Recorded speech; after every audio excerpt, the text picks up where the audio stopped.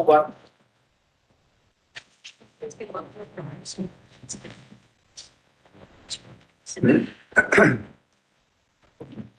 Wait, please, Your Lordship.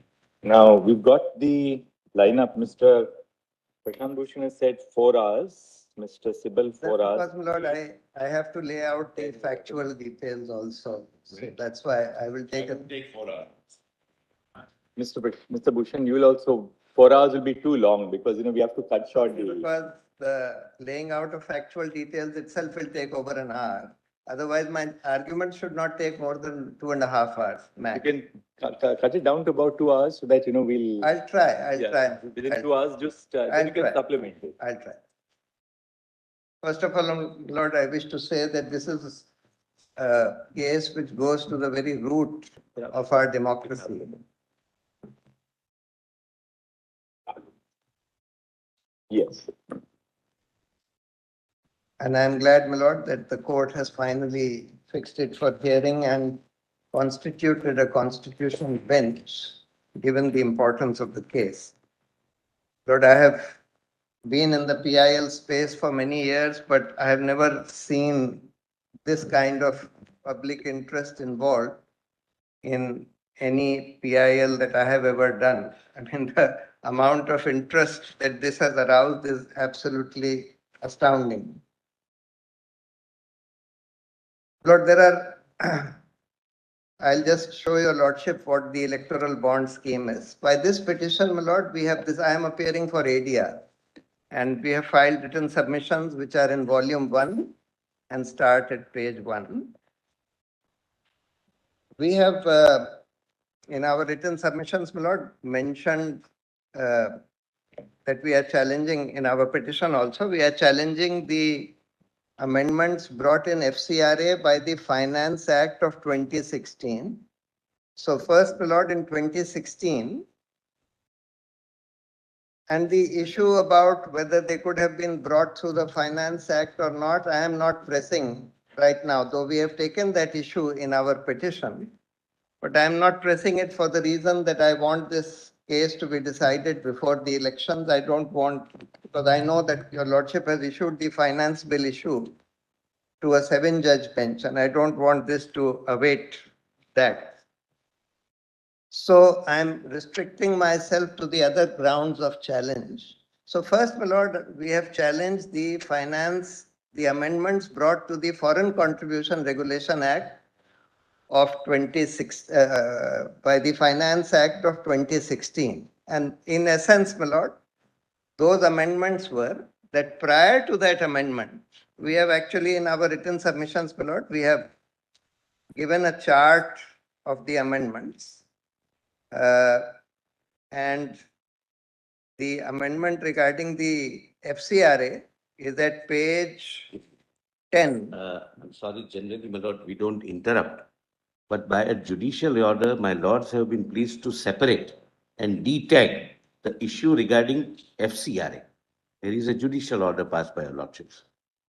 No, my Lord, So, Lord, he has started with that, my lord. That's why it's. I'm seems just he has pointing missed out that what order. we have challenged in this petition. If your Lordship just sees, in this petition, which is before your Lordship today, we have challenged the amendments made to the FCRA also by way of the Finance Bill of 2016. And the amendment was that prior to that, the foreign contributions were prohibited to political parties and candidates and public servants. By this amendment, they have effectively permitted foreign contributions by saying that any contribution made by way of donation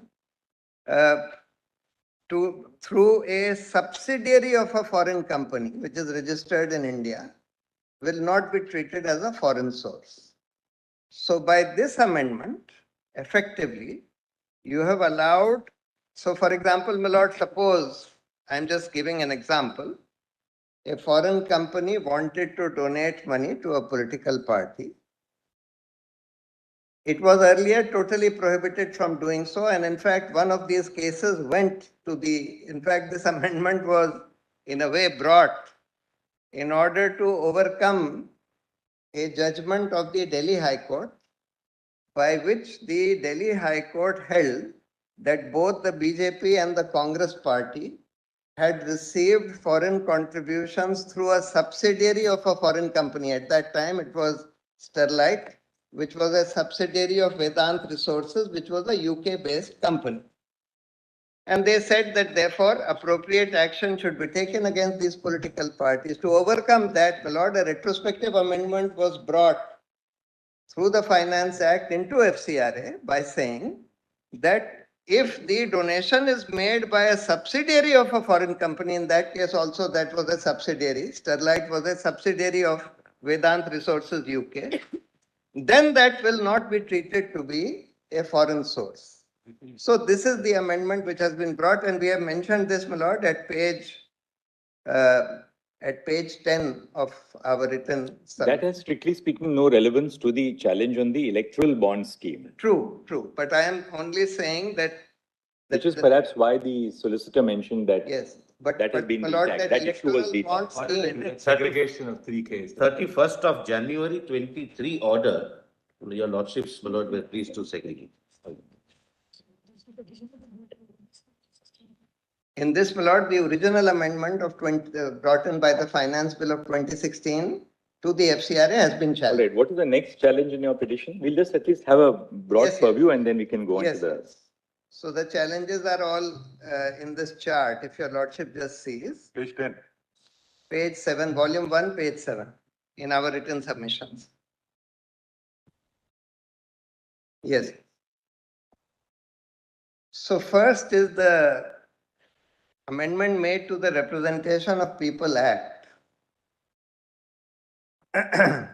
Earlier, my lord, the act said 29C. On the left side is the original and the right side is the amendment. Amended. Earlier, my lord, the Act said, RP Act said, the treasurer of a political party or any other person authorized by the political party in this behalf shall in each financial year prepare a report in respect of the following, namely, A, the contributions in excess of 20,000 rupees received by such political party from any person in that financial year. B, the contribution in excess of 20,000 rupees received by such political party from companies other than government companies in that you are financial at page 10. Pardon, Lord? You are at page 10. Page 10. At the bottom, 7, sorry. 7. I'm sorry, page 7. Page 10 was that FCRA I had taken about. Page 7. Yes. So left side is the original provision.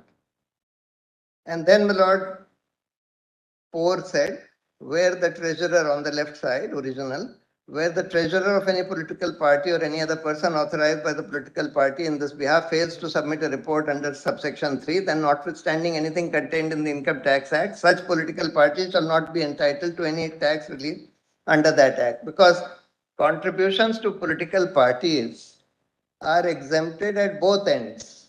That is, it's exempted at the end of the party which receives the donations from tax, and it is also exempted at the end of the donor. That is, the donor can claim an exemption by way of the donations that they have given to a political party. Now, your lordship will see the amendment. I have highlighted the relevant part. Provided on the right side, provided that nothing in this subsection shall apply to contributions received by way of electoral bonds. So therefore, the reporting requirement as to who has donated to you in excess of 20,000, which was earlier there, has been removed for donations received through electoral bonds. This is the first amendment to the Representation of People Act. Then they amended simultaneously the Companies Act. All these amendments were brought in through the Finance Bill of 2017.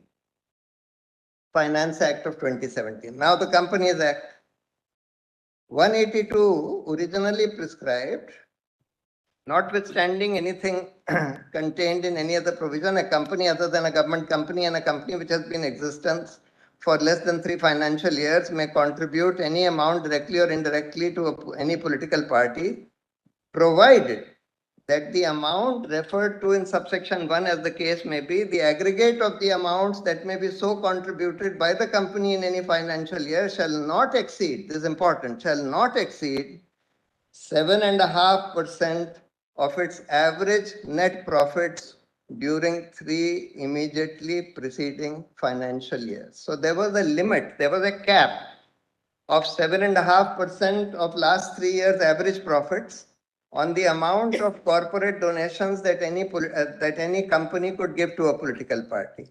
That proviso has been omitted by this amendment. So this is another thing other than electoral bond.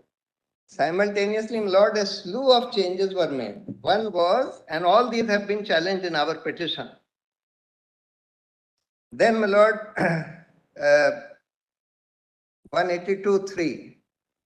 Every company shall disclose in its annual profit and loss account any amount or amounts contributed by it to any political party during the financial year to which the account relates, giving particulars of the total amount contributed and the name of the party which has to which such amount has been contributed.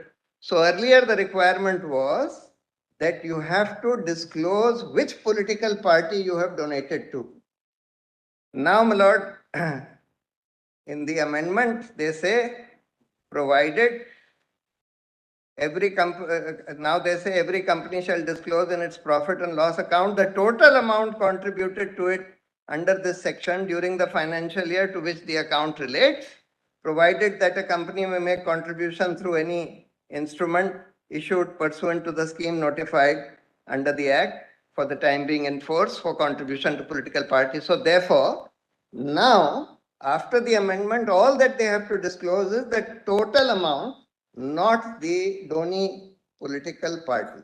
They don't have to disclose which is the political party to whom they have given these electoral bonds. Earlier, there was a requirement to disclose that. Then, Income Tax Act. This has also been amended by this.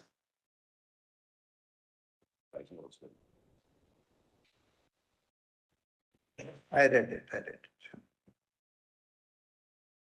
Then, Lord, Income Tax Act.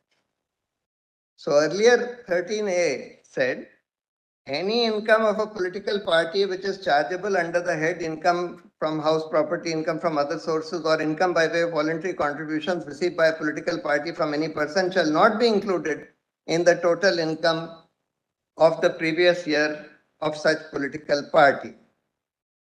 And then proviso said, provided that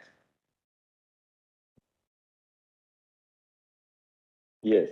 such political party keeps and maintains such books of account or other documents as would enable the assessing officer to properly deduce its income therefrom. B, in respect of each such voluntary contribution in excess of 10,000 rupees, such political party keeps and maintains a record of such contributions and names and addresses of the person who have made the contribution. So therefore, there was a requirement in the Income Tax Act that every political party should maintain accounts of where they have received the donations from, who has given them the donations. Now, by the amendment, it says, proviso says, provided that B, in respect of each such voluntary contribution, other than contribution by way of electoral bond, in excess of 10,000, such party keeps and maintains record of such contribution and the name, address, and address of the person who has made such contribution. So again, the requirement of keeping a record is omitted for electoral bonds. And then, my Lord, D, no donation exceeding 2,000 rupees is received by such political party otherwise than by account pay check drawn on a bank or an account pay draft or use of electronic clearing system through a bank account or through electoral bond. So everywhere, my Lord, electoral bonds have been not only introduced, they have been exempt from disclosure under the Companies Act, under the Income Tax Act, under the Representation of Peoples Act, etc. And then, my lord, at page 10, this is of course the Reserve Bank. Reserve Bank Act only says that this will be a new financial instrument which has been introduced. Issue of demand bills and notes, and here it says the amendment at 3 says, notwithstanding anything contained in the section, the central bank may authorize any scheduled bank to issue electoral bond. At the bottom of page 10 towards. And then, as I said, my lord, in the FCRA, which has also been challenged in this petition, now prior to the amendment of 2016, this is important for the reason that when I make my argument as to what this slew of amendments has done, it has, on the one hand, my lord, introduced an opaque instrument by which nobody can come to know other than the government. It is only the government who may be able to come to know as to who has contributed to whom, because under the scheme, State Bank has to issue the electoral bond. So State Bank has a record of who has purchased which electoral bond. Now, of course, the bonds are bearer bonds. They are freely transferable. So suppose I purchase the bond, State Bank will know that yes, I have purchased this bond. But I can hand it over to somebody else, and that somebody else can give it to a political party. The political party also may not come to know who has donated. Political party, it's open for a political party to say that, well, we opened our office in the morning and we saw these 100 crores of electoral bonds lying under our door. We deposited these electoral bonds. We don't know who has given them, because these are bearer bonds. So therefore, all that the political party will disclose in their accounts would be that out of the total contributions that they have received, donations that they have received 500 crores by way of electoral bonds. That they have received total 700 crores, out of which 500 crores are from electoral bonds. That's all. But that match of who purchased this electoral bond and which party encashed this particular electoral bond, that match, if at all, it can only be done by the State Bank, which is a Government of India institution. Of course, State Bank is also effectively prohibited from disclosing it. But the scheme says that if a law enforcement agency needs to know this, get this information, it may ask the State Bank to disclose this. So if at all, only a law enforcement agency, which are all essentially controlled by the government, or the government itself, because it controls the State Bank, can come to know only this much, that this particular bond was purchased by this company and this was encashed by this party.